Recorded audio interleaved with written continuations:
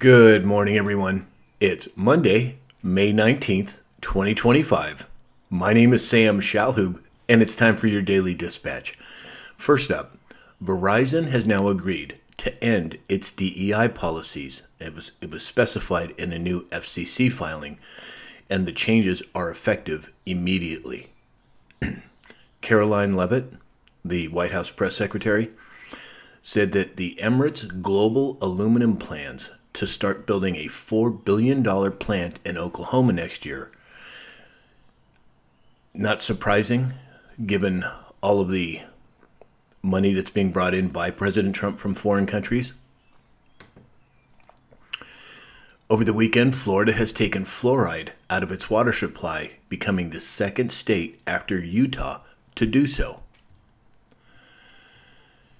Kash Patel over the weekend said that the FBI is leaving the J. Edgar Hoover building, and Trump plans to cut $500 million from the FBI budget.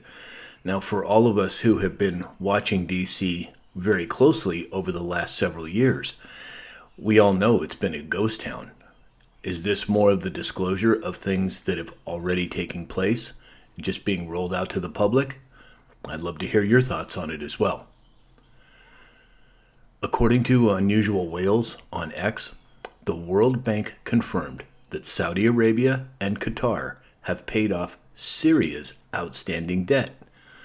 Didn't President Trump just make a statement about Syria recently?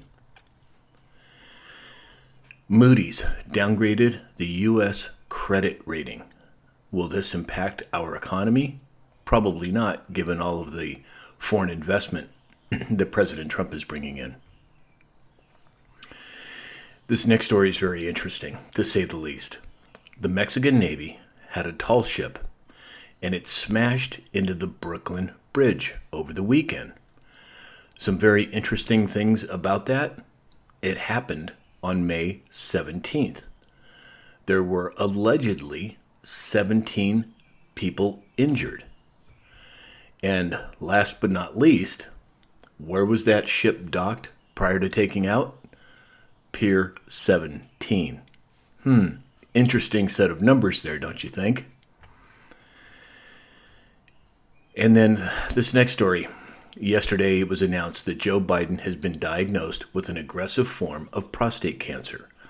Well, we all know what's going on with Biden or whoever that is. But what I find interesting is doesn't every president, and I use that term loosely with Biden, don't they have to have medical checkups every year? Shouldn't they be screened for those? Why is it only coming out now? And then this morning, thanks to Carly Bonet, Midnight Writer, she posted that on the Morning Joe show, Joe said that Bush, Obama, and Trump all had this prostate test and it was reported, but Joe Biden did not. Why is that? Are we getting ready to see him exit stage left? Well, it sure looks that way at this point. And then lastly today, the city of Los Angeles over the weekend announced that air taxis will be available for visitors and Team USA at the 2028 Olympic and Paralympic Games. Flying taxis in less than 3 years? Sure seems like there's a lot going on here. And didn't President Trump just announce thousands of offices of air traffic control are being revamped and re-outfitted? Interesting timing, to say the least. So, that's all we have for today. If you'd like to support this channel, go to samshalhoub.com. There's multiple ways to do it. Or go to mypillow.com and use the discount code SAM. And in the meantime, I hope you have a great week, and we'll talk again soon.